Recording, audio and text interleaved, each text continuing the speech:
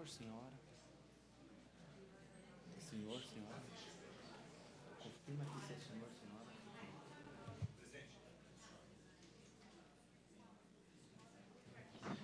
Senhoras e senhores, muito boa noite. Para darmos início à audiência pública da Comissão de Constituição e Justiça, para discutir o tema plebiscito popular por uma constituinte exclusiva e soberana do sistema político, quero convidar para compor a nossa mesa diretora de trabalhos, a vereadora Maria Josefa Varão,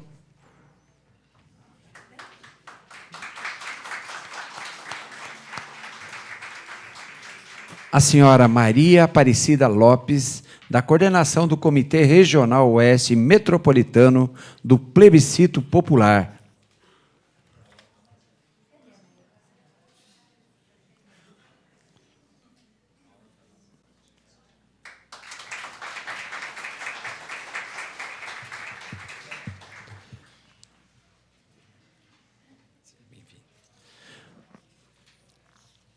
O senhor José de Vilmar F. Leite, da organização do plebiscito da Zona Norte de Osasco.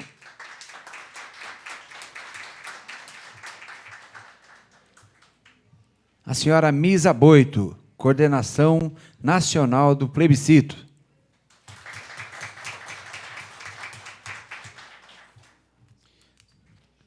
Gostaria de agradecer também a presença do José Pedro da Silva, nosso amigo, presidente do PT de Osasco, senhor Otaviano Pereira dos Santos, presidente da UAPO, a quem queremos cumprimentar também, a senhora Maria José Pereira da Silva, presidenta da Associação Amusa, o Gustavo Henrique Silva, vice-presidente da União dos Estudantes de Osasco, o André Lopes, representando o movimento Levante Popular da Juventude Nacional, o senhor Eli Freitas, presidente da Associação dos Moradores do Jardim Iguaçu e Região, Cleide Nóbrega dos Santos, secretária executiva do Conselho Municipal de Saúde de Carapicuíba, o senhor Carlos Eduardo, conselheiro de Habitação de Carapicuíba e presidente das favelas,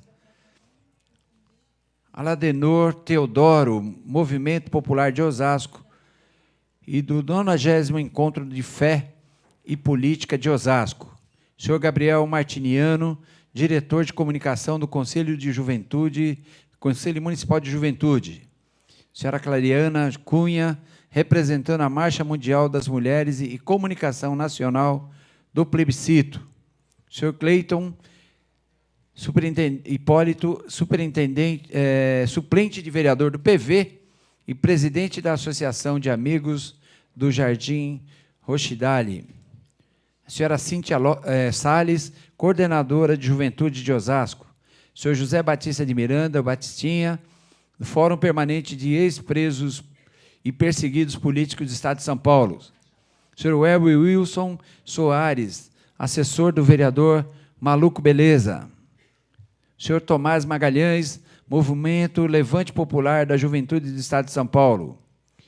O senhor Vinícius Paroni, da Coordenação Estadual de Levante Popular da Juventude do Estado de São Paulo.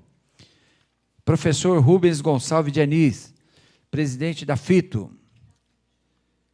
O inspetor Itiberê, representando o comandante da Guarda Municipal de Osasco, senhor Paulo Siqueira. A todos nós agradecemos a presença e pedimos às demais autoridades e pessoas presentes que, mesmo em seus lugares, sintam-se como componentes da nossa mesa diretora de trabalhos.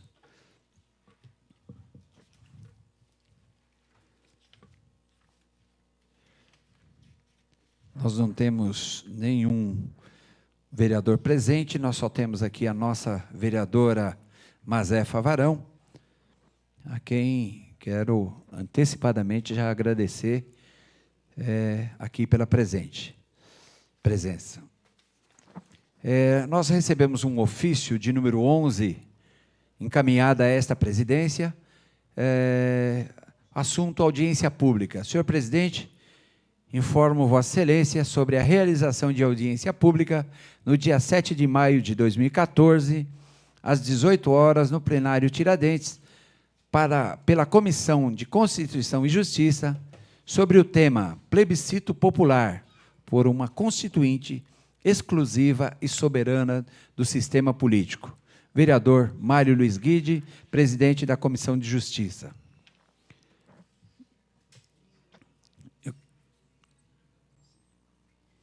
E, posteriormente, também, nós temos aqui um ofício encaminhado também ao nobre vereador Mário Luiz Guide, né, que foi encaminhado pela nobre vereadora Mazé Favarão. Assunto, audiência pública. Senhor vereador, solicitamos a Vossa Excelência autorização para a realização de audiência pública no dia 7 de maio de 2014, às 18 horas, no plenário Tiradentes, com o tema Plebiscito Popular por uma Constituição exclusiva, soberana do sistema político. Foi uma solicitação, portanto, da nobre vereadora Maria José Favarão à Comissão de Constituição e Justiça, portanto, que gerou esta nossa audiência pública desta noite. Agradecer também a presença do senhor Manuel Marques, diretor da DATL da Prefeitura do município de Osasco. Obrigado.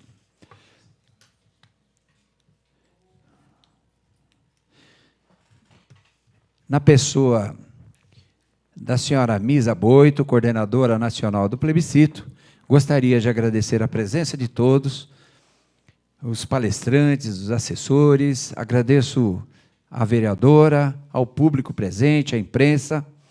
Informamos que esta audiência pública está sendo transmitida ao vivo pela TV Câmara Osasco, nos canais 9 e 16 da operadora Multivia, e também pelo canal 7 da NET, e pelo portal da Câmara de Osasco, na internet, www.osasco.sp.leg.br. Convidamos a população para que participe desta audiência pública, enviando suas perguntas e sugestões. Para isso, basta que ela entre na internet, no portal da internet, clique na opção Envie mensagens ao plenário, localizado no lado esquerdo da tela. O público aqui presente também poderá participar, retirando os formulários na recepção ou com os nossos assessores que já estão distribuindo as fichas para inscrição. As questões todas serão respondidas ao final e aquelas que não puderem ser respondidas hoje serão enviadas posteriormente pela vereadora Mazé Favarão às pessoas em questão. E todas serão no final do evento. Eu quero cumprimentar e agradecer à comissão pela iniciativa, a vereadora Mazé, pela iniciativa tão importante ao município, sobretudo para que essas ações da administração pública sejam cada vez mais democráticas, transparentes e esclarecedoras para a nossa população.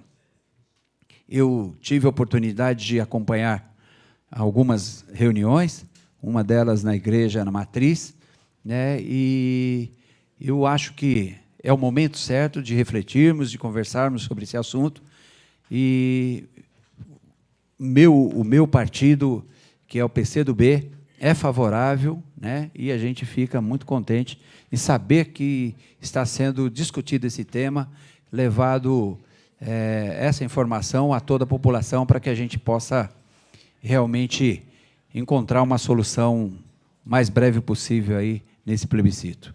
E nesse momento, como houve aí uma solicitação da vereadora professora Mazé, que apesar de ser da Comissão de Economia e Finanças, solicitou esta audiência pública, eu quero convidar a professora Mazé, que é autora da propositura, para que ocupe essa presidência e possa dirigir os trabalhos dessa audiência pública, porque nada melhor de que ela, que fez essa solicitação, possa conduzir os trabalhos. Eu agradeço mais uma vez aqui a presença de todos aqui presentes, as autoridades, ao público presente, ao gabinete da vereadora Mazé, que nos ajudou a conduzir essa audiência, e também a todos os funcionários da casa, em especial aqui a equipe do cerimonial da Câmara Municipal, e a todos aqueles que nos acompanham através da internet e da TV Câmara.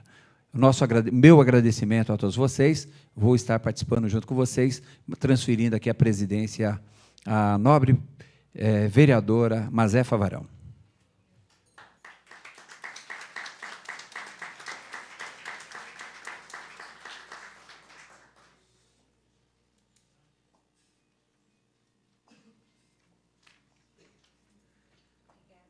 Obrigada, presidente, vereador Toniolo. Antes de... É que o vereador é muito grande aqui. Pronto. Antes de darmos continuidade, vamos apenas precisar um bocadinho, né, a nossa atividade. A nossa atividade compõe o Dia Nacional de Luta pelo Plebiscito, decidido nacionalmente, né? E está sendo realizada por decisão do Comitê Regional, do qual o nosso mandato faz parte, tá? O vereador Toniolo também participando, né? O Comitê Regional se dá conta de várias cidades, daqui a pouco a Cida ou o Vilmar vão posicionar melhor sobre isso, e tem realizado, não sem dificuldades, as atividades de divulgação do plebiscito, né? A primeira questão que se coloca, e esse é o nosso grande desafio, é por que um plebiscito popular, tá? E o que é um plebiscito popular e quais as consequências desse plebiscito popular, né? Pela própria pretensão, e pretensão no bom sentido, da nossa iniciativa, da iniciativa nacional, estadual, e nós aqui no nosso comitê, essa pretensão ela enfrenta muitas dificuldades, né? E a primeira grande dificuldade é a divulgação e a massificação, tá? De onde sai a proposta desse plebiscito? Todos nós nos lembramos de junho do ano passado, com as fortes e com bandeiras corretas levantadas nas caminhadas, nas jornadas de junho. E também nos lembramos que a presidenta Dilma, ouvindo as vozes das ruas, chama a alternativa para a reforma política a única situação capaz de dar as respostas para as demandas colocadas, né? E ela chamou um plebiscito. Mas, por força da própria Constituição de governo, né, a forma como se organiza esse sistema político que nós queremos questionar mesmo, tá? Ela acabou jogando para a população, jogando para os movimentos sindicais, movimentos populares, pelo movimento progressista, essa discussão, tá? E a pergunta e a resposta que esse plebiscito quer responder é a seguinte: quem tem condições de fazer uma reforma no nosso sistema político? Quem tem condições de fazer a discussão desde o financiamento público de campanha até, por exemplo, quais são os poderes que constituem o nosso país? Será que é quem já está lá e, portanto, tem dúvidas com relação ao que vai mudar para poder continuar lá? Será que vai ser uma cirurgia plástica que levanta aqui, levanta acolá, tira a papinha e continua do mesmo jeito? Ou vai ser mais do que uma reforma, vai ser uma elaboração nova de um novo sistema político? Tá? Então, essa a grande discussão. A nossa Constituição, a que nos organizou, que constituiu o nosso sistema político, é de 88, com muitas emendas, que não rompeu completamente muitas das coisas que vieram da ditadura, sobre as quais nós tivemos a oportunidade de, uma semana atrás, com a presença, inclusive, do nosso presidente, né, e de vários dos presentes aqui, fazer o debate. Então, é necessário que o povo mostre a sua vontade real, concreta, de que ele quer uma profunda mudança. E quem fará uma profunda mudança não é quem hoje usufrui da situação tal como está. Daí a necessidade de uma constituinte exclusiva e soberana para essa reforma. Essa, na nossa opinião, na opinião eu penso que de todos os comitês é o grande desafio. Levar esse debate, levar essa discussão para todos. E essa é a pretensão dessa casa. Como bem falou o presidente Toniolo, é uma casa que está inserida na vida política do país e além das suas responsabilidades municipais. É uma casa que está inserida nos debates, está inserida nos questionamentos, nos embates, porque é do embate saudável, respeitoso, correto, que certamente nascerá a organização do povo que quer ver o caminho de uma vida melhor traçado. Então, isso posto, né, eu já gostaria de chamar o senhor José de Vilmar F. Leite, que é da organização do plebiscito da Zona Norte de Osasco, para fazer uso da palavra, colocando a tribuna à sua disposição, inicialmente, para que a gente possa depois trocar algumas ideias, por um período de 15 minutos. Por favor.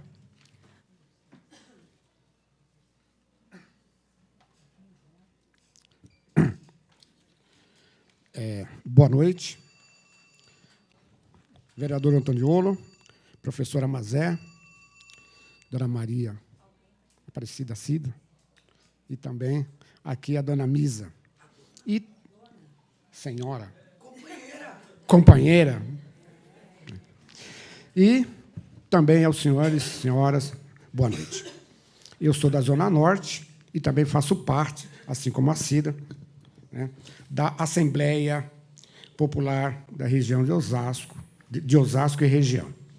Eu fiz algumas anotações, e para que a gente não demore muito, mas uma síntese para que vocês, principalmente vocês da plateia, possam entender o porquê que nós estamos engajados nessa luta. Bem, a pergunta: você é a favor de uma Constituinte exclusiva e soberana para o sistema político? Essa pergunta, ela nasceu, e eu fiz parte da construção, no seminário que teve a participação de movimentos sociais e representantes de mais de 2/3 dos estados brasileiros. E isso foi no Colégio Pio X, no Alto da Lapa. Quem conhece São Paulo sabe muito bem de onde eu estou falando. E hoje já são mais de 23 estados que estão engajados nesse movimento, para que vocês possam entender que, apesar de não estar sendo colocado pelo meio daí fora, mas a coisa já está rolando. Bem, a Constituinte exclusiva não é um tema que nasceu em 2014, nem em 2013, nem em 2012. E também não nasceu no calor daquelas manifestações que teve lá na Paulista e que eu estive presente filmando também. Embora a presidenta Dilma Rousseff tenha chamado a atenção para o fato, que foi fundamental. A ideia e sugestão já vem de há muitos anos atrás. Desde 1998, o Lula, o Fernando Henrique, o José de Alencar, o Aécio, a Marina, a Dilma Rousseff e outras personalidades já se pronunciavam favoravelmente a respeito desse tema que é tão importante. Então, isso nasceu lá atrás. Explodiu agora. E se alguém quiser mais informação, dá uma entradinha no blog do Luiz Nassif, que ele é um jornalista, né? Que ele é um jornalista e analista econômico, que lá no blog tem muito mais pessoas, para vocês perceberem que a coisa nasceu lá atrás. Muito bem. Mas, durante o período, ninguém utilizou da força que tem, essas personalidades, né, para implementar esse projeto de tal envergadura. O tema, os anos se passaram, e, em junho de 2013, nas manifestações em que deu uma reviravolta no país, a coisa ficou explícita. Muito explícita, que fez com que o pessoal lá em Brasília, principalmente a presidente, então, viesse a público e falasse a respeito. Mas o que aconteceu nas ruas foi uma desculpe-me falar dessa forma, porque aqui é a casa do povo, então eu tenho que falar desse jeito. Foi, na verdade, uma insatisfação frente à descredibilidade nos políticos e nas instituições políticas do nosso país. O vale, passe livre, e Copa, não Copa, isso só é uma desculpa para que realmente a comunidade venha a se expor. Mas o fato é que está todo mundo insatisfeito. Muito bem, uma pesquisa que saiu ontem na grande mídia, mais especificamente na TV Cultura, mostrou um dado muito interessante, que eu não sei se muitas de vocês ouviram. 81% das pessoas não confiam e nem se sentem representados por nenhum partido político do nosso país. Isso é gravíssimo.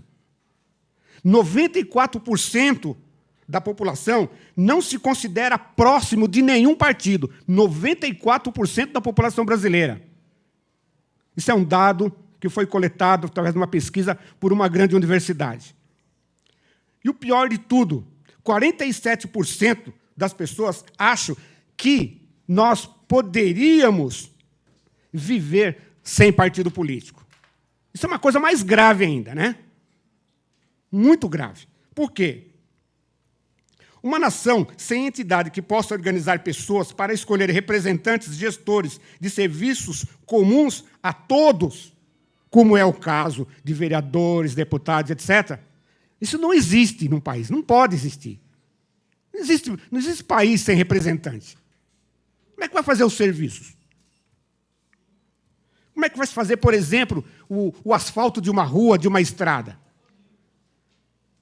Tem que existir gestores para fazer trabalho comum. Ou a pessoa vai fazer o seu próximo asfalto. E outros serviços que nós temos aí. Então, isso realmente não dá. Quem acredita nesse negócio, né, pode esquecer. Não existe país sem esse tipo de coisa. E mesmo nos locais onde... retornando, o Brasil ele tem hoje 32 partidos, dos quais 22 estão dentro do governo federal, lá no Planalto. Lá no Congresso Nacional. Dos 32, 22 estão lá dentro. Isso significa 70% dos partidos brasileiros estão lá na casa, que é do povo também. E olha que 94% não acredita. Isso é muito grave. E tem mais. Estão a caminho da legalização mais 34 legendas para serem aprovadas. Então, se nós temos 32, isso vai aumentar e muito mais. Então, nós temos que fazer alguma coisa para dar credibilidade, sim, aos partidos políticos, que, afinal de contas, dentro dos partidos estão as pessoas, e que tem que pensar o país. Bem, a Constituinte Exclusiva, e vamos diretamente a ela, é aquela em que o povo, que é soberano, se não é, deveria saber, porque somos, é que deve escolher os representantes que vão dedicar-se exclusivamente para escrever ou uma nova carta, ou vamos atualizar a carta que está aí escrita, a de 88. Não dá para ficar do jeito que está. Propiciando, assim, a possibilidade de uma ordem social que, infelizmente, a que está aí está se deteriorando. E o que aconteceu em todo o país, não foi só São Paulo ou Osasco, e que vai acontecer também daqui para frente, entre junho e julho, entendeu? Vocês sabem exatamente do que eu estou falando, né? Está se deteriorando cada vez mais. Bem,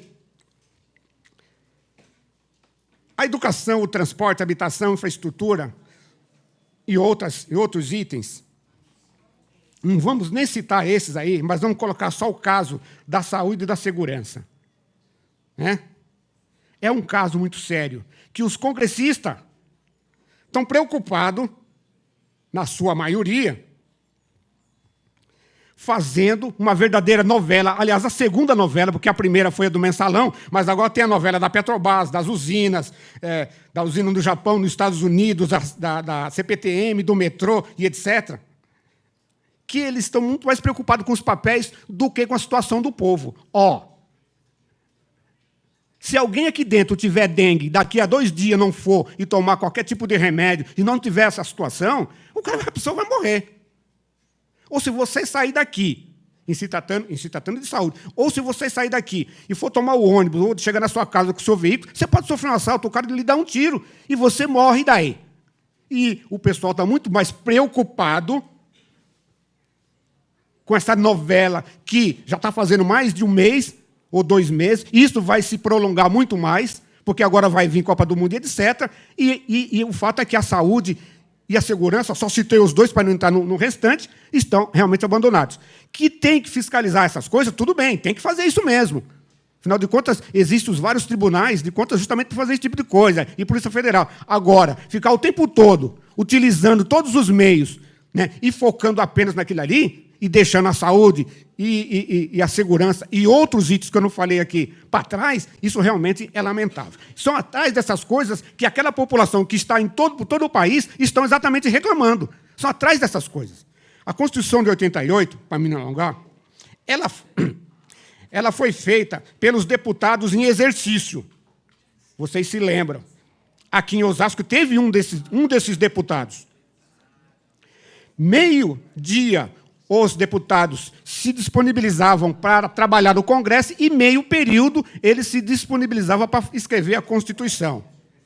A Constituição de 88, ela tem uma forte influência, como já falou a professora Mazé, uma forte influência de conteúdo ideológico da ditadura militar. Porque nós tínhamos saído em 85 de um governo militar que ficou 20 anos. Então, boa parte daquelas pessoas que estavam no Congresso Nacional, obviamente, tinha algum ranço da época dos militares. É inconcebível que as pessoas não consigam perceber isso. Bem, e o presidente da época era o João Figueiredo. Bem, uma revisão na nossa Carta Magna deve conter itens importantes. Por exemplo, a representação da mulher no Congresso Nacional. Nós temos 594 parlamentares. Quantas mulheres nós temos no Congresso Nacional? Os negros. Quantos negros nós temos representando lá? Os indígenas. Quantos indígenas? Já que nós temos um país que tem índios. Até aqui em São Paulo tem. É só dar chegada na Zona Sul de São Paulo, dar uma chegada aqui mesmo, pertinho de nós, aqui no Jaraguá, e tem índio aqui. E eu fui em caravana com o pessoal em Brasília em 2011. E as minorias? Quem vai representar essas minorias? Isso não está contemplado na nossa Carta Magna. Outra coisa que tem que ser visto também nessa nova carta é a evolução da tecnologia. Por quê? Porque em 88 não tinha computador, gente. Não existia microcomputador.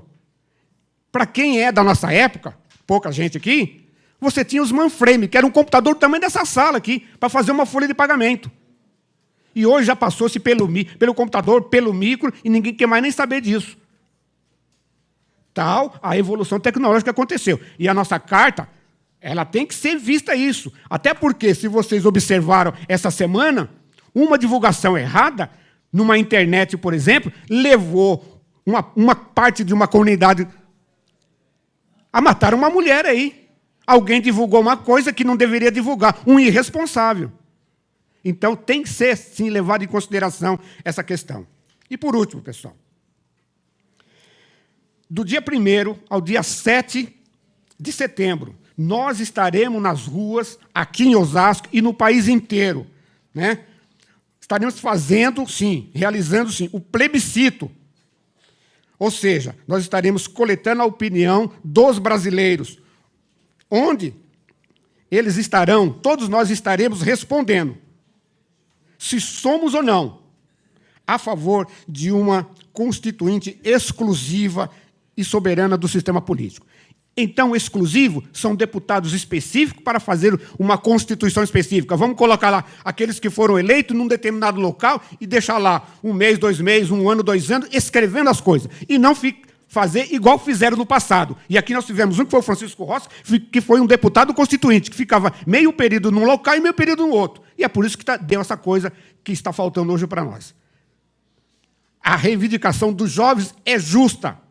Nós, que somos os mais velhos, começamos um processo de tirar os ditadores do poder. Mas o nosso trabalho, igual foi falado numa reunião da semana passada, o nosso trabalho não acabou, não. Porque a Constituinte de 88 ainda tem ranço militar da ditadura. Então, o nosso trabalho vai estar concluído quando a gente fizer uma Constituinte totalmente elaborada por civis, com ideologia civil. Aí sim nós vamos estar com o nosso trabalho concluído. E soberano somos nós, o povo. Não é o vereador, não é o deputado, não é o senador. É o cidadão, é a cidadã Mazé, é a cidadã Cida. É o cidadão. Nós é que somos soberanos. O vereador, o deputado, são funções. Obrigado, pessoal. Muito obrigada, José de Vilmar. O José de Vilmar foi absolutamente pontual. Olha lá. Perfeito, hein? Muito bom. Sobrou 12 segundos. Queria anunciar, agradecer e parabenizar pela presença o vereador Alexandre Pimentel, de Carapicuíba, colega professor também, que, como eu, esteve ontem na eleição da FEUESP. Né? Informar também, agradecer a presença de Maria Helena Meira Rocha Santos, presidente da Associação Família Esperança. E dei uma olhadinha aqui, Cida, nós vamos ter trabalho, porque tem vários presidentes, coordenadores da Juventude, do Conselho Municipal, Conselho da Saúde de Carapicuíba, Conselho da Habitação, do Jardim Iguaçu, da AMUSA. E a nossa pretensão é que ações como essa, da UAPO, né, que me honrou muito, né, o nosso companheiro Tigrão, a nossa pretensão é que ações como essas se desenvolvam em cada uma das associações aqui. Que a gente possa sair daqui, nós que somos do comitê, tá, tanto o municipal, regional, o estadual, com a tarefa de ir às associações fazer essa discussão também. Tá? Bem, então, queria agora convidar a senhora Maria Aparecida Lopes, da coordenação do Comitê Regional do Plebiscito Popular Oeste Metropolitano, a fazer uso da palavra, colocando a tribuna à sua disposição inicialmente por 15 minutos. Obrigada.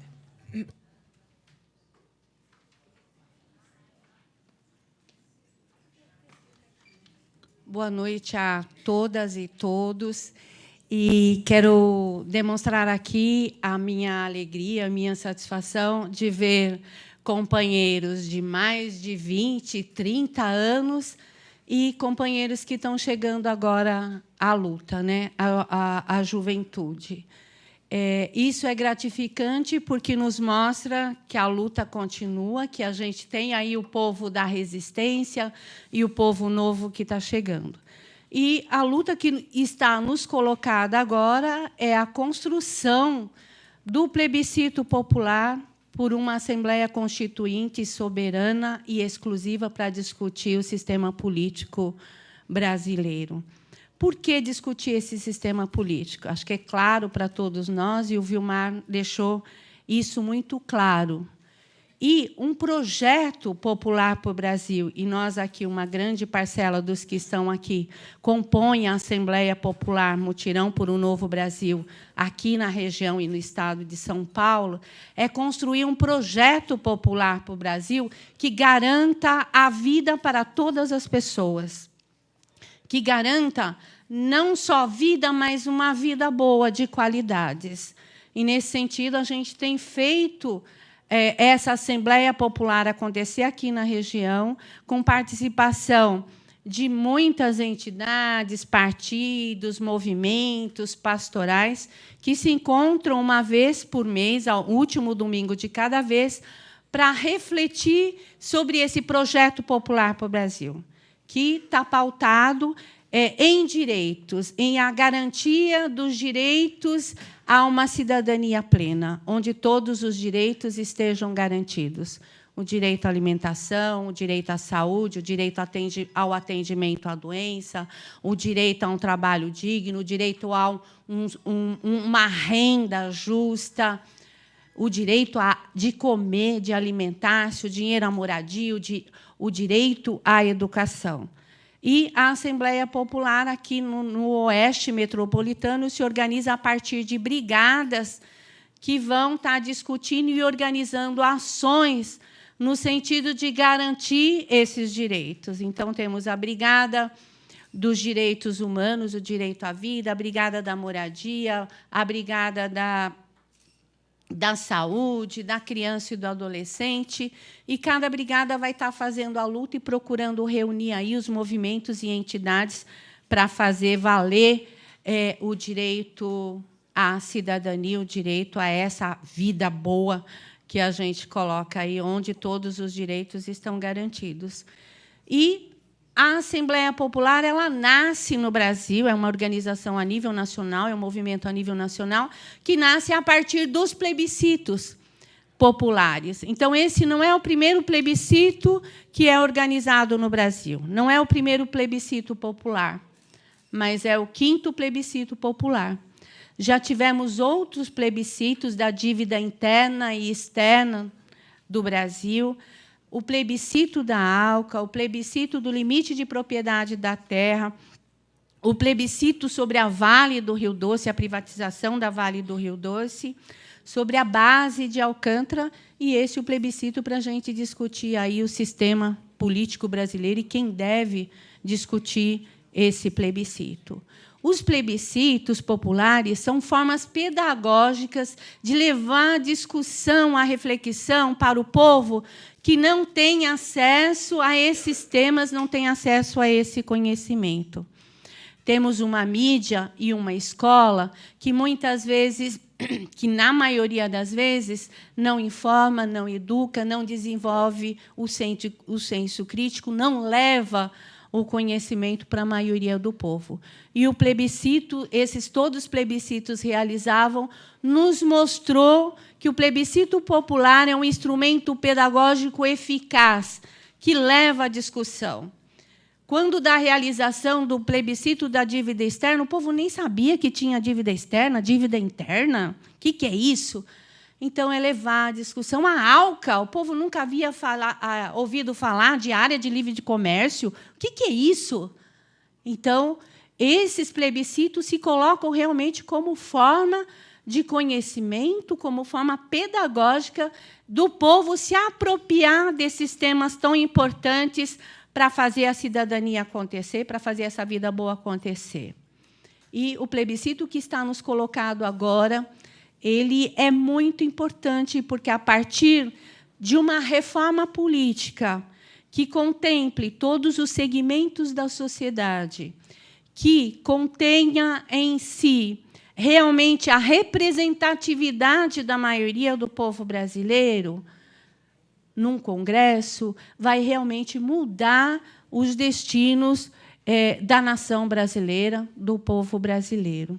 Por isso, ele é importante e temos que colocá-lo realmente como uma bandeira, uma luta no ano de 2014. Claro que cada entidade, movimento, segmento, fazer a sua luta do seu segmento, mas abraçar aí a construção do plebiscito popular. E abraçar, de fato, levando a discussão para a rua que mora, para o bairro que mora, para a cidade que mora, para a associação que participa, se apropriar realmente desse tema, né? Como que a gente pensa essa reforma política? Como vai ser? Tem assuntos, temas que nós vamos conversar depois, né? Mas que agora a gente já tem que ir tomando conhecimento dele. Não vamos discutir agora como é que vai ser a eleição do Constituinte. Não foi chamada ainda Assembleia Constituinte, né? O plebiscito que nós estamos fazendo é um plebiscito popular, para mostrar para aqueles que hoje estão nos representando que nós, o povo, quer uma reforma política e que essa reforma política seja feita por gente só para fazer isso, eleita, indicada só para fazer isso, não para exercer outra atividade, como foi a Constituição brasileira. Na época da elaboração da Constituição brasileira, a gente perdeu essa discussão, porque lá naquela época, nos anos 70, a gente reivindicava que a nova Constituição tinha que ser feita, era soberana e exclusiva, só tinha que discutir isso. Não tinha que ser o deputado ter o seu mandato e fazer a Constituição, mas só elaborar a Constituição. Não conseguimos fazer isso e tivemos uma Constituição que o deputado tinha dupla função, pensar a Constituição e pensar também as demandas aí do seu mandato como deputado, como senador, como vereador, como deputado estadual. Não tivemos uma Assembleia exclusiva e soberana para discutir a Constituição aí de 88. E nós queremos isso com a reforma política, que ela seja exclusiva e soberana, que ela seja discutida, de fato, por aqueles que têm como interesse a nação brasileira, o povo brasileiro, e não os seus interesses próprios. Porque sabemos que aqueles que são eleitos, né, e no papelzinho aí que vocês receberam, que a atual Constituição do Congresso, a maioria dos que estão lá não nos representam, não representam o povo brasileiro, mas representam os interesses das multinacionais, dos latifundiários, do sistema financeiro no Brasil.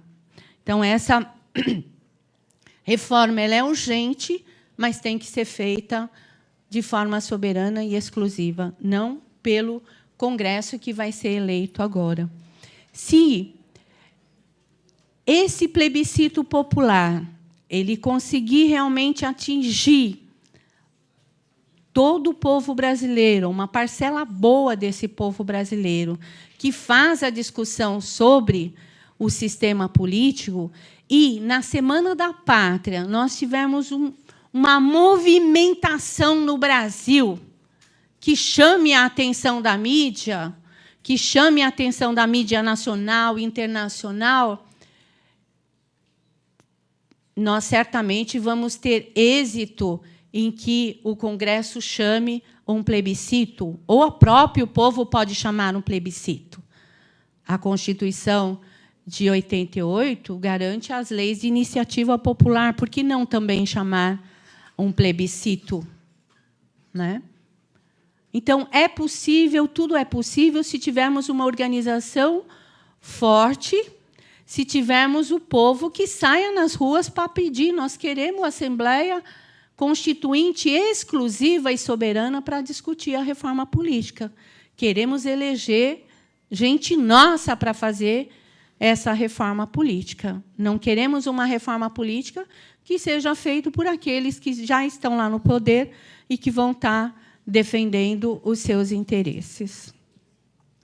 O grande exemplo que nós temos nesse sentido, de que o plebiscito popular ele pode funcionar e deve funcionar como uma pressão para aquilo que nós desejamos, que o povo quer, foi o plebiscito da ALCA.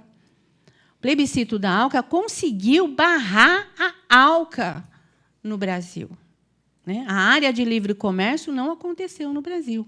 Foram mais de 10 milhões de votantes e mais de 150 mil militantes em todo o Brasil, na Semana da Pátria, lá, colhendo, realizando o plebiscito.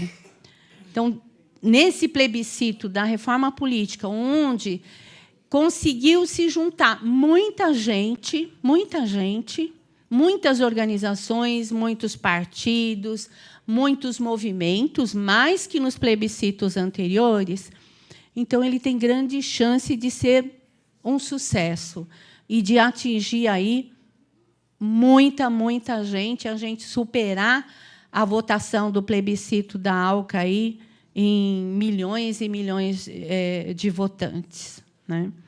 Depende do esforço de cada um. Para que isso aconteça, a gente tem que levar a discussão para a nossa rua, para o nosso bairro, lá para a nossa região, organizando desde já os comitês. Então, o plebiscito popular ele começa com uma fase de preparação, de construção, de discussão, o que é plebiscito, qual a importância, o que é reforma política, o que a gente precisa, que é importante ter na reforma política, é fazer essa discussão para que a população se aproprie desse tema. E, para se apropriar desse tema, precisa se reunir, precisa se encontrar, né, lá na rua, no bairro, no município, na cidade e na região. E aí nós temos os comitês que estão se organizando, já temos 8 municípios aqui na região organizados, ou começando a se organizar, querendo se organizar, com gente lá querendo puxar, né? Temos aqui em Osasco, Carapicuíba, Barueri, Jandira, Ibiúna, Cotia, Taboão da Serra, Embu das Artes e algumas outras, Vargem Grande Paulista, Itapevi. Então, nessas cidades já tem gente se organizando. Tiramos como tarefas as audiências públicas, para a gente começar a ver se a gente sensibiliza aqueles que estão ocupando o poder legislativo, o poder público e a população a partir desses encontros na Câmara. E com dias nacional de luta. Em todo o Brasil, hoje, está acontecendo, em muitas cidades, alguma ação chamando a atenção para o plebiscito popular, para que a população, as entidades, os movimentos, as pastorais comecem a se organizar. Se é necessário a gente conhecer e se preparar, tem o material que está aí. Tem a cartilha nacional que foi lançada, um folder sobre o plebiscito e tem os encontros. Aqui, na região, a Assembleia Popular, que se reúne no último domingo de cada mês, se transformou no plebiscito regional. Então, quem quiser participar é aberta todo o último domingo de cada mês, das 8h30 às 12h30, é o encontro do plebiscito regional, onde vamos ver onde está organizado, onde precisa se organizar.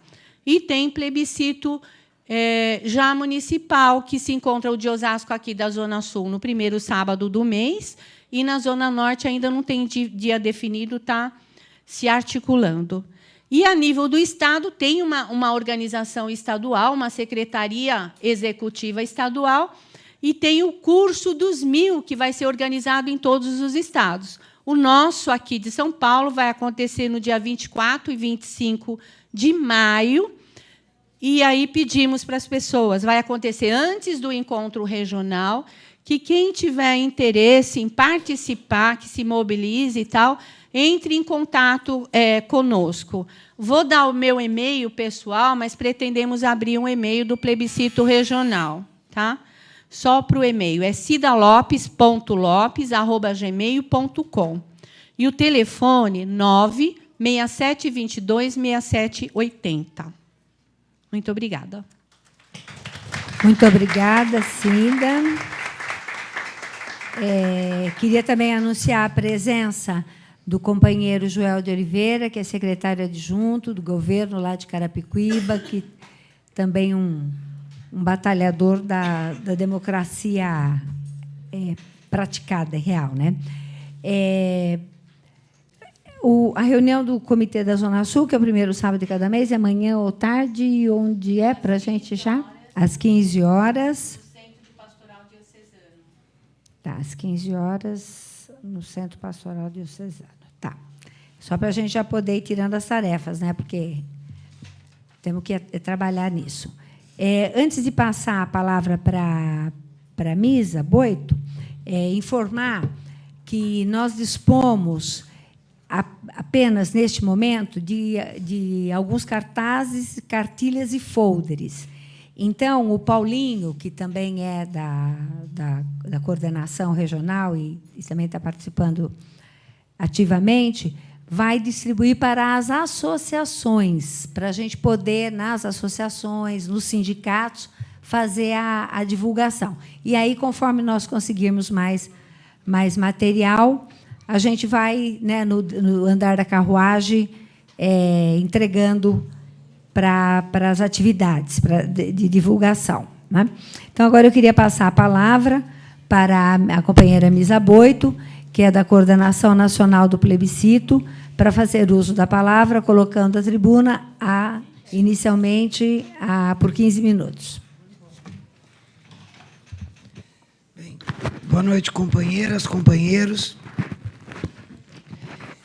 Eu sou membro da Comissão Operativa, é assim que a gente chama, Comissão Operativa Nacional do Plebiscito, mas também sou membro da direção estadual do Partido dos Trabalhadores, que apoia a campanha do plebiscito. E queria começar por aí. A campanha do plebiscito é uma campanha ampla, onde cabem todos os partidos, organizações, sindicais, movimentos, que estejam de acordo com aquilo a que ela se propõe. Eu queria saudar, honestamente, sinceramente, a iniciativa da Câmara de Osasco, em particular através da vereadora Mazé, por essa atividade. Porque essa campanha ela tem que crescer. E são atividades assim que vai poder começar a deitar as raízes que essa campanha precisa ter. A campanha ela é produto, eu falo isso sem nenhum medo de errar, ela é o produto que ficou das mobilizações de junho e julho do ano passado.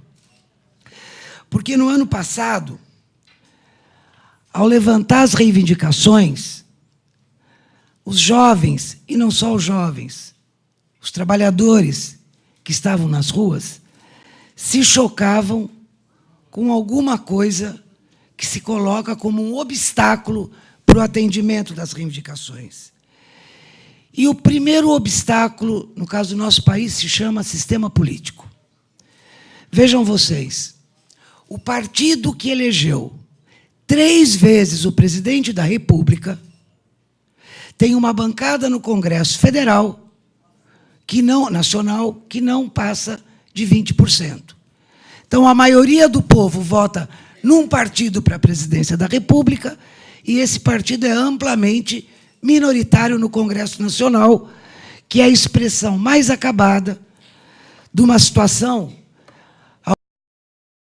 que vive no chamado sistema de presidencialismo de coalizão, que faz com que qualquer presidente seja prisioneiro de um Congresso que não expressa minimamente a representação majoritária da nação. Quando as massas, os jovens, saíram às ruas em junho e julho, numa manifestação espontânea, depois manipulada pela mídia, pela direita, mas não nos enganemos, uma manifestação justa e espontânea, por contas de questões que não estão resolvidas no país. Por falar em transporte, eu vim de trem para cá hoje. Pelo amor de Deus, às 18h. Não é digno de um trabalhador conviver todo dia com essa situação. Cada uma daquelas reivindicações, se vocês se lembram, colocadas em cartolinas, em papéis improvisados, se chocavam, em primeiro lugar, com um endereço. E cada uma daquelas reivindicações expressava um sentimento de vocês não nos representam. Esse sistema, esses representantes não nos representam. Inclusive uma rejeição aos partidos, que a direita manipula. Mas nós temos que entender, porque na medida em que as questões frustram, é um perigo, campeia a frustração com os partidos. E não nos representam mesmo. Eu quero dar 3 exemplos, porque o principal alvo era o Congresso Nacional. Vocês se lembram daquele cerco ao Congresso Nacional, mais de 30 mil pessoas.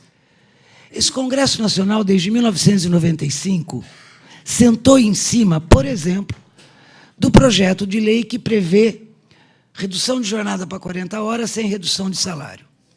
Esse Congresso Nacional sentou em cima da PEC que prevê expropriação de terra aonde for flagrado trabalho escravo para efeito de reforma agrária.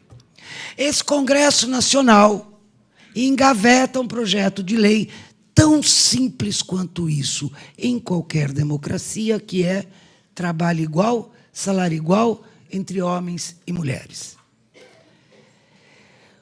Porque esse Congresso Nacional é a expressão da distorção da democracia no Brasil. Porque a maioria que manda no Congresso Nacional é a minoria da sociedade brasileira. São as classes dominantes, minoritárias na sociedade, que predominam e reinam no Congresso Nacional, enquanto é a maioria oprimida do povo. E aí, maioria do povo, compreendidos, jovens trabalhadores, homens e mulheres trabalhadores, negros, que são o grande contingente da força de trabalho nesse país, estão subrepresentados. Enquanto empresários, latifundiários, controlam o Congresso Nacional. Junho, companheiros e companheiras, reatou com situações profundas da história do Brasil. Em 1964, houve um golpe militar nesse país, que teve aquela sessão aqui a semana passada. Os anos que precederam esse golpe militar eram anos onde a classe operária, os trabalhadores do campo, a juventude, organizados, mobilizados, pautaram a nação brasileira das reformas necessárias para nós avançarmos na nossa soberania. Reforma agrária, reforma universitária, reforma tributária. Nenhuma dessas reformas foi feita e o movimento foi freado com o golpe militar. A classe operária saiu derrotada, os trabalhadores saíram derrotados. 20 anos depois, o movimento operário e popular se recompõe, começa a ruir as bases da ditadura e derruba a ditadura.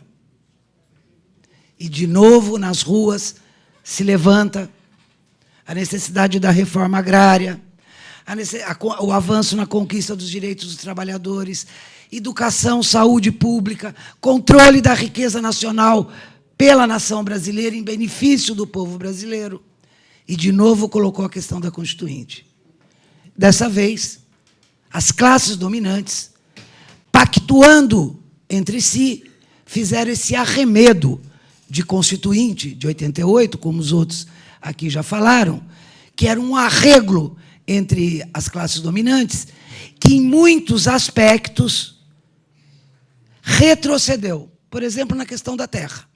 A Constituinte de 88, na questão da terra, é mais atrasada, retrocede o Estatuto da Terra de 1964, já na ditadura Castelo Branco. E uma Constituinte subordinada ao outro produto do pacto das classes dominantes, que era o presidente José Sarney. Eu tenho orgulho de dizer que o Partido dos Trabalhadores, que a Central Única dos Trabalhadores, não votou, não apoiou essa Constituição. Foi freado naquele momento, pelas classes dominantes, a Constituinte. E 2003. Porque a Constituinte não foi uma ideia genial da gente que lançou essa campanha. A Constituinte foi uma questão concretamente, mesmo se não aparecia nas faixinhas, a questão concreta que as mobilizações de junho colocaram. E colocaram porque todo mundo entende que com esse Congresso não dá. Como disse um companheiro do meu partido, é contra a natureza desse Congresso se autorreformar. Eles não vão abrir mão dos seus privilégios. Daí a necessidade de uma Constituinte. Aliás, ao contrário, quando a questão da Constituinte veio à tona, rapidinho o Congresso se moveu, o deputado Henrique Alves, presidente da Câmara, que é deputado desde 1972, desde a ditadura militar, montou um grupo de trabalho e hoje apresentou uma PEC, Projeto de Emenda Constitucional 352, para fazer a reforma política, que é uma contra-reforma, que em todos os aspectos retrocede naquilo que é preciso avançar. E é por isso que a Constituinte soberana, exclusiva, é necessária. Exclusiva porque fechou a Constituição, acabou o mandato, e soberana porque não vai estar submetida a nenhum poder, nem à presidência, nem ao judiciário, a nenhum poder, nem a um Congresso ordinário. Esse é o ponto de unidade da nossa campanha. A compreensão de que a reforma política que precisa ser feita nesse país só pode ser feita a partir de uma Constituinte. A partir daí, uma discussão se abre. Quais são as questões necessárias a modificar. Aqui eu quero introduzir aquelas que eu avalio serem importantes. E numa campanha como a nossa, cada um vai ter as suas opiniões e, finalmente, quem vai decidir não somos nós. Porque quando a gente escreve na cartilha que é preciso dar a palavra ao povo, é disso que se trata. E aí cada um vamos, junto ao povo, batalhar para que o povo, elegendo os deputados, decida quais são as reformas que devem ser feitas. Eu quero falar de 4 questões que eu considero fundamental. A primeira, uma reflexão. O que faz esse Senado aí? Esse Senado é uma instituição desde o Império, que teve seus poderes ampliados durante a ditadura militar e que hoje é uma verdadeira Câmara revisora da Câmara de Deputados. E é uma instituição que se compõe como representação dos estados. Então, no Senado, cada estado tem 3 senadores, independente do número de eleitores ou de moradores no estado, 3 senadores por estado, aonde reina as oligarquias, que é o que tem de mais atrasado nesse país. Não é à toa que o Zé Sarney manda há tanto tempo no Senado. Não é à toa que é o Renan Calheiros, agora o latifundiário de Alagoas, sai Maranhão, entra Alagoas, reina no Senado. O Senado é uma composição, é uma instituição que, não contra a classe empresarial industrial, composta para manter o Brasil no atraso das reformas que eu falei antes que são necessárias fazer. Na minha opinião, uma reforma política coloca em questão a existência do Senado. Segunda questão, financiamento de campanha. Hoje, 80% dos atuais deputados, dos atuais parlamentares eleitos nesse Congresso foram financiados por 200 grandes empresas. E vocês sabem que quem paga a banda escolhe a música. E empresário não doa para uma campanha eleitoral. O empresário investe na campanha eleitoral.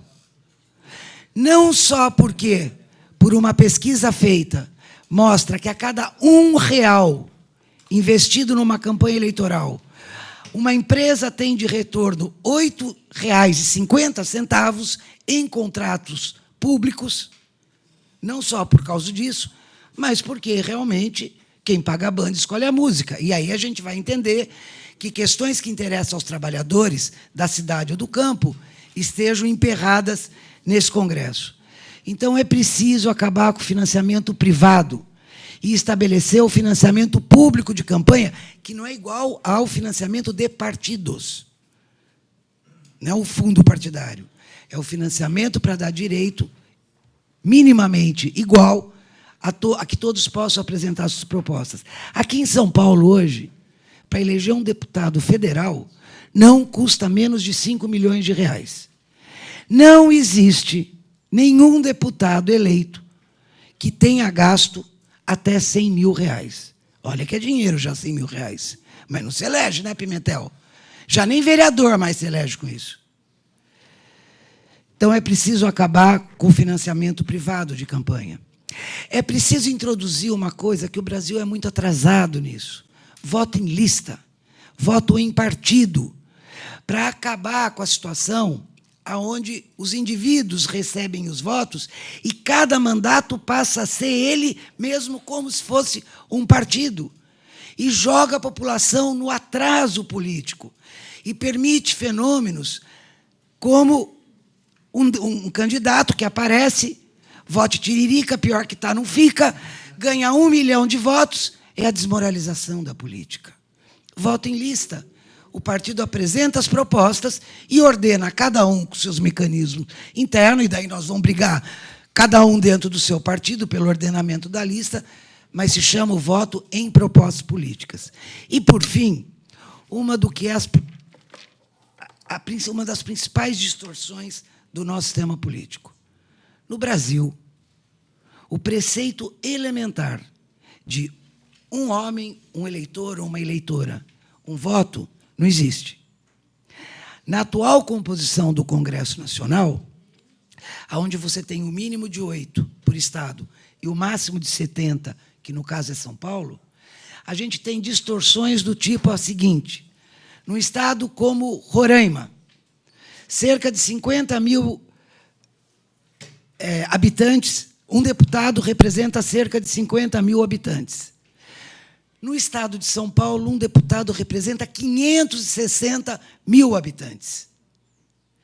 O que faz com que, na proporção, um voto de Roraima valha igual a 11 votos de São Paulo.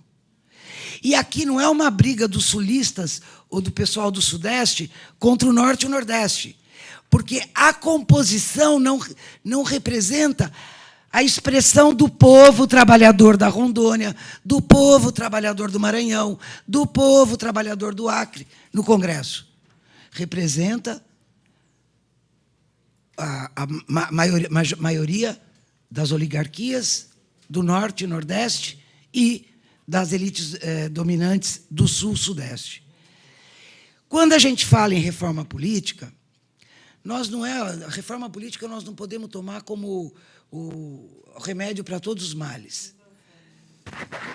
Mas ela é um primeiro passo. E é um primeiro passo, companheiros e companheiras, necessário para avançar as conquistas sociais numa situação que a gente tem que olhar para o lado e ver que o que nos cerca, se a gente olhar para a Venezuela, o que nos cerca é uma ofensiva brutal dos poderosos do mundo contra tudo aquilo que nós conquistamos e para impedir novas conquistas. Vocês estão ouvindo a grita contra o salário mínimo que a presidente Dilma diz que vai manter o reajuste. Não cabe mais no receituário. No Brasil não é diferente essa ofensiva. Os empresários estão dizendo que precisa reforma. Reforma da CLT, reforma trabalhista, para flexibilizar. Reforma da Previdência, para aprofundar os ataques. E com essas instituições é que eu quero fazer um parênteses. Porque quando a gente fala de sistema político, a gente fala das instituições. Eu não sei qual é a opinião de cada um de vocês sobre os episódios que levou a história ao julgamento da ação penal 470. Eu, como petista, tenho a minha opinião. É um julgamento que é uma farsa. Eu tenho 4 companheiros que estão injustamente condenados e presos, mas vocês não são obrigados a concordar comigo com isso, mas tem um alerta. Essa ação penal 470 expressa um avanço do judiciário na judicialização da política ou na politização da justiça, e hoje nós já temos dirigentes sindicais. Em Santa Catarina, 3 dirigentes sindicais sendo processados porque dirigiram uma greve. Então, a mesa seria condescendente, só mais 2 minutinhos? Então, é preciso avançar. A Constituinte, ela virá pela mobilização popular, e a nossa campanha quer ajudar na mobilização popular. E, em particular, uma opinião que eu expresso, quando a Dilma propôs em junho o plebiscito pela Constituinte, eu não sei se vocês se lembram, a Folha de São Paulo fez uma pesquisa, 76% dos entrevistados apoiavam a proposta. A presidente recuou por conta da pressão do PMDB, mas eu ainda acho que é quem pode e quem tem a principal responsabilidade de apoiar a nossa proposta. Aproveito para fazer um convite para vocês, que no sábado agora vai ter um ato em São Paulo que justamente tenta desenvolver essa discussão. Por fim, tem um cartaz lá fora do ato. No dia 17 de maio, em São Paulo, na POSP, vai ter a 3ª plenária nacional do plebiscito. Nós tivemos 2 plenárias em Brasília, uma em novembro, outra em fevereiro, e agora essa plenária nacional, ela quer abrir a 3ª fase da campanha. A 3ª fase da campanha é botar a campanha na rua. Inclusive, aproveitando a Copa, vamos sair na foto. Vamos fazer banquinha, divulgar o material, começar a discutir com o povo na praça, na esquina. Para isso, como falou a Mazé, e eu acho que a Cida também, é necessário construir os comitês, porque é preciso organizar. Nós queremos chegar com milhões de votos em 7 de setembro, e se a gente conseguir isso, nós vamos estar avançando numa luta para conquistar uma coisa que nós nunca tivemos no nosso país, que é uma constituinte soberana, para avançar na conquista da democracia, que, como nós vimos no ato da semana passada aqui, está por ser conquistada. Os assassinos e os torturadores da ditadura estão soltos, o STF os anistiou, e nós não podemos chamar isso de democracia, é preciso avançar, e a reforma política é uma contribuição importante nessa via. Boa noite, obrigada.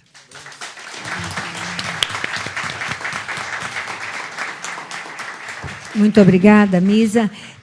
Já tenho recebido aqui, a mesa já recebeu várias ou perguntas ou manifestações, e considerando que nós queremos socializar, né, o maior número de opiniões, a gente pede que as pessoas, nesse momento não vai ser possível nós darmos a palavra por conta do horário, né, vai ficar muito apertado, que escrevam, que nós nos comprometemos a ler tudo aqui, né?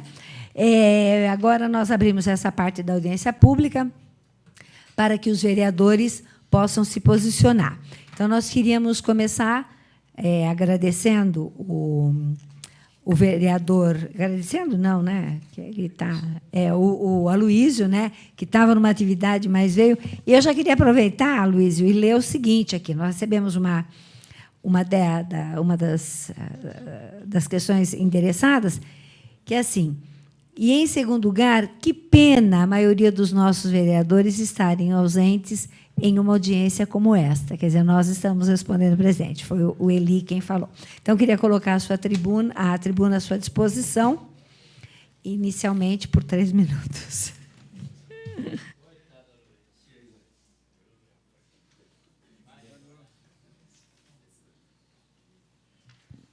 Quero inicialmente cumprimentar a todos vocês que vieram aqui na noite de hoje, na Câmara Municipal de Osasco. Estou vendo ali uma plateia, mas é maravilhosa, viu? Ali tem qualidade e quantidade, muito mais qualidade, viu? E cumprimentar aqui a mesa, já parabenizando a professora Mazé, que integra a bancada do PT, o meu partido aqui na casa, junto com o vereador Valdir Roque, pelo evento a respeito do plebiscito popular. E estender meus cumprimentos a todas as mulheres, cumprimentando a Cíntia, que é a coordenadora da Juventude aqui da Prefeitura de Osasco. Cumprimentar o meu presidente Zé Pedro, estendendo meus cumprimentos, se eventualmente tiver presidentes partidos aqui. Cumprimentar Alexandre Pimentel, meu amigo, meu companheiro. Cumprimentar a Cida Lopes, a Nisa e o Zé, que está com saudade já do Zé, viu? Mas é um lutador aí nas causas sociais, e já fazia um tempo que eu não via o José.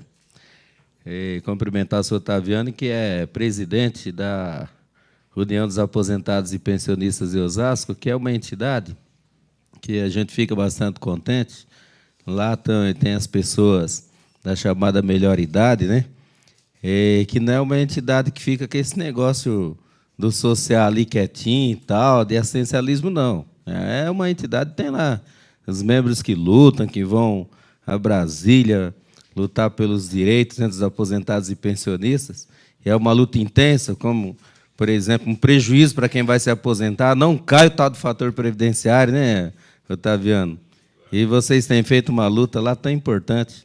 E cumprimentar o representante da Guarda Civil Municipal, cumprimentar todos que vieram aqui. E dizer que nós estamos completamente de acordo, até porque, se nós estamos num país que tem o Estado democrático de direito, eu não sei porquê, mas é tão difícil acontecer diversos plebiscitos no nosso país. É o contrário dos Estados Unidos. Quando tem eleições lá, por exemplo, a presidente da República, não é. Você não vai lá só votar para presidente. Vocês sabiam que é comum, por isso que a eleição é longa, demora? Tem lá uma cédula, Alexandre, que a pessoa vota lá, escolhe o presidente lá que ela quiser, e opina, é um plebiscito, sobre questões importantes do dia a dia, do cotidiano do povo. Então, eu não entendo por que tanta dificuldade se tem aqui, mas se a gente olhar a composição, a Nisa estava falando, se a gente olhar a composição do Congresso, vai entender o porquê. É essa que é a grande questão. Como é que você vai mudar as regras de um processo que favorece você? E o povo passa longe dessa questão. Então, de fato, precisa um plebiscito para mudar a Constituição, a gente aprovar isso, e precisa haver, de novo, quem? A ação dos agentes. Quem são os agentes para poder fazer a democracia prevalecer de fato e direito? Somos nós, homens e mulheres, de novo, comprometidos com a necessidade de um país cada vez melhor. Então, nós temos que pegar aqui o presidente da fita ali, né, está aí conosco, e a gente, de fato, arregaçar as mangas e organizar esse plebiscito e convencer os congressistas que eles precisam respeitar a vontade popular. E nós precisamos estimular essa vontade popular, porque nós temos visto muita coisa que está meio confusa a situação. Então, nós precisamos ajudar a fazer com que as pessoas tenham disposição, tenham vontade e possam assinar a proposta para a gente realizar esse plebiscito tão necessário. Parabéns, Vazai, parabéns a todos que ajudaram a organizar e vocês que vieram aqui hoje. Muito obrigada, vereador, que, conforme eu falei, estava lá numa atividade, tá? E saiu e veio para cá e que já fez a sua proposta aí de divulgar a nossa luta, né? Queria convidar para fazer uso da palavra o vereador Alexandre Pimentel, já em nome do nosso comitê, pedindo que você realize uma audiência pública na sua cidade também, para o que nós já nos convidamos. Tá ótimo. Boa noite a todos e a todas. É sempre um grande prazer estar participando de atividades como essa. Cheguei um pouco atrasado, mas é por conta da sessão. Nossa sessão começa também às 18 horas, hoje foi curta, mas eu fiz questão, como eu havia falado contigo, no Encontro Nacional, né, do partido. Mesa bonita, né? Tirando o cidadão aqui. Né? Mas bom reencontrar a Cida, nossa companheira que foi vereadora lá da cidade de Carapicuíba, mas com esse mandato bastante atuante, vivo, né? E a Misa, que é a nossa companheira da direção estadual do nosso partido. Eu, particularmente, não vejo muita alternativa para nós do campo progressista, senão, né, ingressar, de fato, nessa luta pelo plebiscito, né?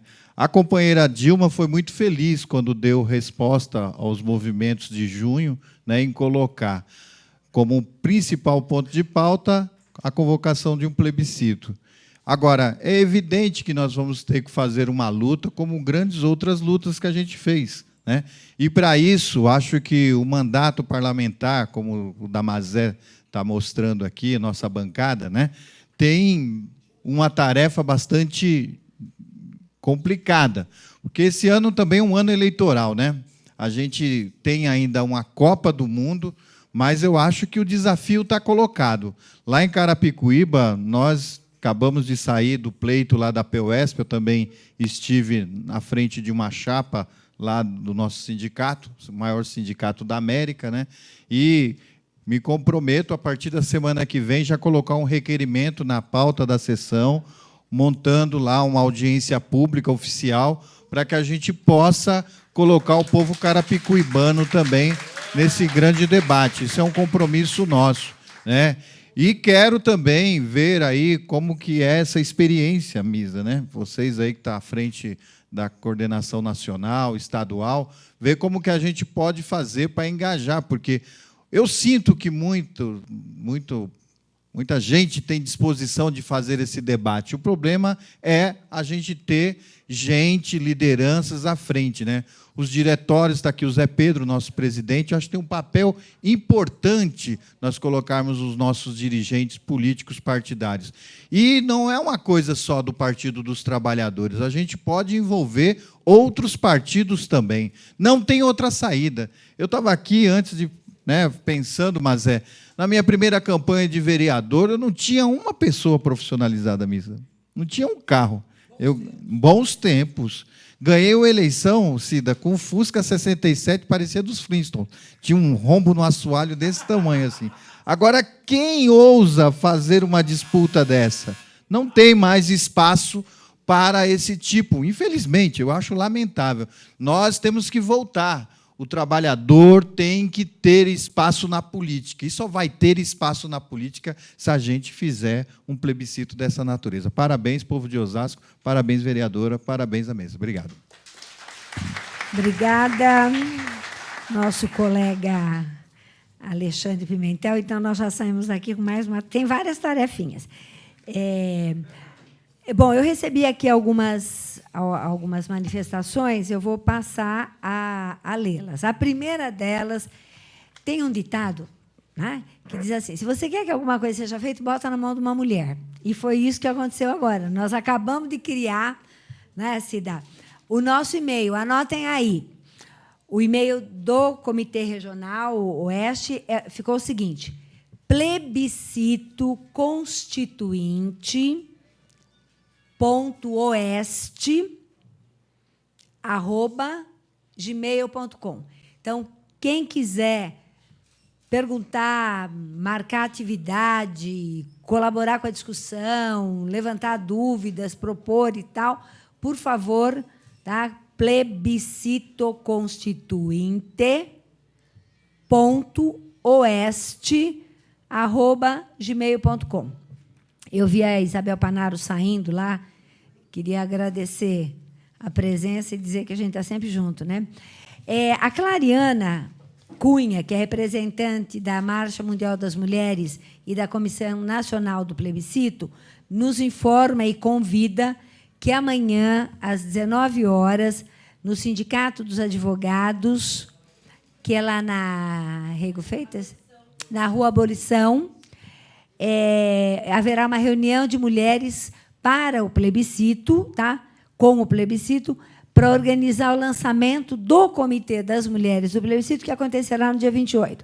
Então, olha aí, mulheres, amanhã, às 19 horas, no Sindicato dos Advogados, a reunião para organizar um lançamento de um comitê maior.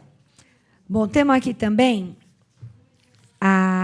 o Paulinho, né, que já nos informou que vai entregar às associações de bairro, sindicatos, o pouco material que nós temos. Por enquanto, temos também uma proposta.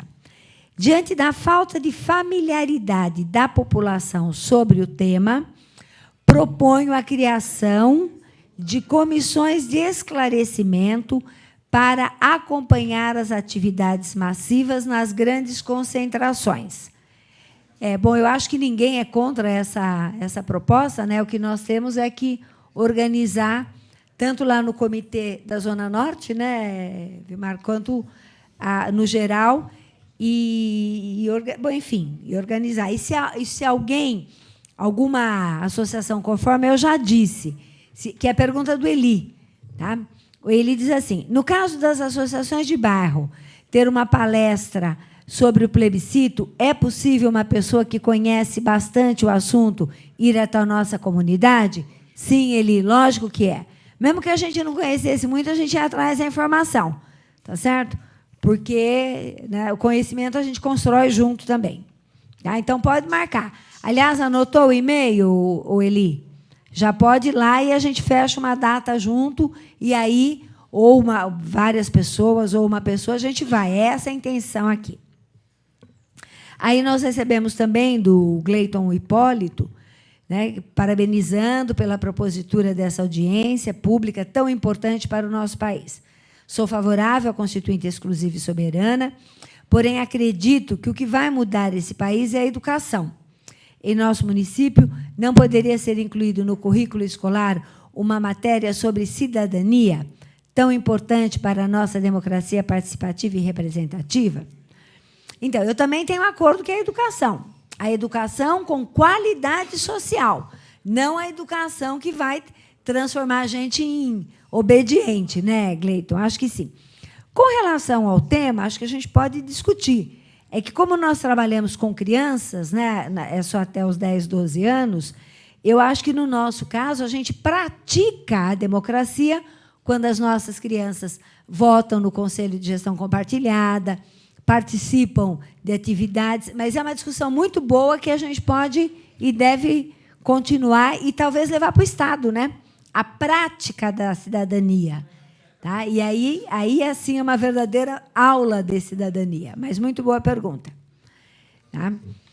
Aí, mais uma. É importante, do Alvadi, é muito importante fazer com que o povo que foi às ruas entenda ser o plebiscito o melhor mecanismo para se fazer as alterações que foram solicitadas pelos cartazes nas manifestações. Enfatizar quando e como se fará a coleta dos votos pelo plebiscito. Aí eu vou pedir que a Cida possa responder para a gente, e, se houver alguma coisa, a Nacional responde. Você pode falar, então, Cida? Pode ficar daí, ó. Pega aquele microfone lá, aperta.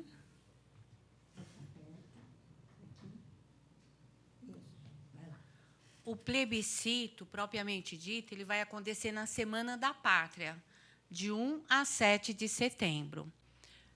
As urnas vai ser organizado a nível do Brasil as cédulas de votação, a folha de votação, como construir a urna, todas essas informações vão ser trabalhadas e construídas junto, né? Então, cada bairro, cada associação, cada município pode estar fazendo a urna, né? A gente teve comunidades que organizaram as urnas com caixa de papelão, com caixa de sapato, identifica a urna, tem identificação da urna. É um processo muito, muito bonito, muito participativo, né? Você pode ter urna volante, pode ter posto de votação, pode uma urna funcionar durante uma celebração numa igreja, ir para outra igreja, sempre tendo cuidado de tudo na maior, como se fosse um plebiscito oficial mesmo, com título de eleitor, só podem votar os maiores de 16 anos. Se tem criança que vai votar, faz uma urna em separado de quem não tem idade e título de eleitor, no caso, as crianças, para votar. Todo esse processo final acontece na Semana da Pátria.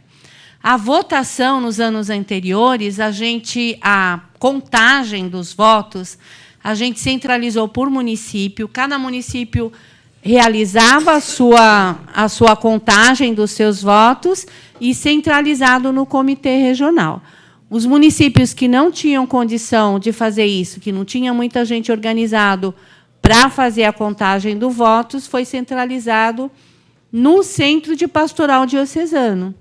Mas, durante os outros anos, os outros plebiscitos, foi no Centro de Pastoral. Se fez a contagem dos votos ali. Então, o que está dentro da urna tem que bater com a lista de votante. Na lista de votante tem quem é o responsável pelaquela urna, quem abriu, quem fechou. Tem uma ata de eleição, uma ata de votação. Tudo bem, seguindo mesmo as normas como uma eleição oficial. Se não bate, aí o comitê se reúne e tem caso até de anular aquela urna, né, que não bate. Dão muita diferença da lista de votante com as listas lá. Mas é na Semana da Pátria. Por isso que é importante estar organizando os comitês locais, regionais e tal, que aí vai ser trabalhada toda essa informação aí nas vésperas da realização do plebiscito. A distribuição de urna, de cédulas para votar e tudo mais. Tá? A Misa pediu um pouquinho aqui. 30 segundos. Que eu falei para vocês que tem uma plenária, dia 17. A Operativa Nacional está discutindo a questão da organização da votação. As coisas ainda não estão completamente fechadas. Esse vai ser um tema da plenária nacional. Como vamos organizar a votação? Tem gente, eu não acho uma boa, que fica falando, vamos votar por internet. Eu acho que não é legal isso, mas isso é a minha opinião. Mas, enfim, tem uma discussão. Então, depois da plenária nacional é que a gente vai ter o formato mais acabado de como vai funcionar a votação. Eu acho, inclusive, que, na medida em que já houve alguma manifestação de as associações realizarem atividades de palestra tal, nós podemos, na organização, que essas associações sejam urnas coletoras de votos também no seu bairro. Aí tem uma outra do Carlos Eduardo, que é proponho que a possibilidade de fazer a coleta também nas favelas, na região metropolitana do estado de São Paulo, né, principalmente Osasco, Carapicuíba e região. Eu acho que é uma questão, Carlos, a ser discutida nos comitês. No de Osasco a gente vai discutir, no de Carapicuíba também tem que ser discutido. Mas é uma também. Ótimo, ótimo. Bem, nós não temos mais nenhuma pergunta por enquanto. Tá? Enquanto não chega mais nenhuma pergunta, né, Paulinho? Eu queria fazer um convite, que acho que veio da Alice, né? A 12ª Feira da Economia Solidária, de 7 a 10 de maio, das 8 às 22. Ah, a Celina também está lá aí. Tá. Eu estou sem óculos aqui. De 7 a 10 de maio, das 8 às 22 horas, no bicicletário, em frente à estação. Gente, a economia solidária em Osasco, por muito tempo, né, é referência. Aliás, está aqui uma das coordenadoras. Tá? É referência nessa pretensão de fugir da questão do lucro que só vem mediante a exploração do trabalhador. Então, é muito importante que cada um de nós considere a possibilidade da economia solidária na hora de comprar suas coisinhas. Seu presentinho para o Dia das Mães, não é isso, Elina? Presentinho do Dia das Mães e tal, para ir lá comprar no dia 7. Bom, não há mais nenhuma pergunta. Então, vamos lá, só antes de encerrar. Saímos daqui todos com uma tarefa. Tá? Cada um de nós, de compreendendo o que é o plebiscito, a sua importância, a sua metodologia original, divulgar isso para a família, para os amigos, para o time de futebol, no culto, na celebração, enfim, em todo lugar. Tá certo? Acho que é isso. A palavra plebiscito só vai sair da nossa boca. A explicação de plebiscito só vai sair da nossa ação. As associações que se dispuserem, inclusive a gente já vai marcar depois com o Otaviano, né? A gente vai lá visitar o APO, até porque a gente quer ser sócio um dia da UAPO, né? Associação de Aposentados e Pensionistas, né? O Zé Pedro já é, né? A gente vai querer ser, então, né? As associações que se dispuserem a reunir 10, 5, 7, 15, 20, não tem importância. Não tem importância. Nossa tarefa é essa. É só marcar. Anotaram o e-mail? Tá? Posso repetir aí se quiserem. plebiscitoconstituinte.oeste@gmail.com. Tá? Eu acho que essa é a nossa tarefa. Porque, fora isso, com certeza, quem é contra nós está em movimento para que as nossas vozes não sejam ouvidas. Tá? Então, saímos com essa tarefa para isso. Então, dia 24 e 25 vai ser o curso de formação dos 1.000, tá? Que a gente vai, inclusive, através do próprio e-mail, aceitar as inscrições. Nós temos um número de vagas para Osasco, tá? E aí, evidentemente, que a gente pode depois reproduzir, mas já convido as associações que querem reproduzir isso a se inscreverem. Olha a responsabilidade dessas associações, hein, gente? Tá? É muito séria. E é uma seriedade que a gente tem orgulho de levar para frente. Tá? Queria agradecer a presença da Misa, do Vilmar, da Cida, do Alexandre, do Tigrão, do Rubens, meu colega professor, da coordenadoria da juventude, de toda a juventude, e dos que não são jovens pela idade, mas são jovens pela disposição de luta, entre os quais eu me incluo. Tá certo? Agradecer a presença, agradecer ao público todo, aos funcionários aqui da Câmara, à imprensa. Essa audiência foi transmitida ao vivo pela TV Câmara Osasco, e quem desejar assistir às reprises, por favor, consulte a programação no site www.osasco.sp.leg.br. Queria agradecer muitíssimo aos funcionários da casa que organizaram e trabalharam nessa audiência, ao nosso gabinete, tá? Que não mediu esforços para que nós pudéssemos sair daqui com essas tarefas animadoras, e ao Comitê Regional, do qual eu tenho orgulho de fazer parte, tá? E principalmente de todos os que saímos daqui para lutar pelo plebiscito popular por uma Constituinte exclusiva e soberana para fazer uma verdadeira reforma política. Então, muito obrigada, boa noite a todos. Está encerrada a audiência pública.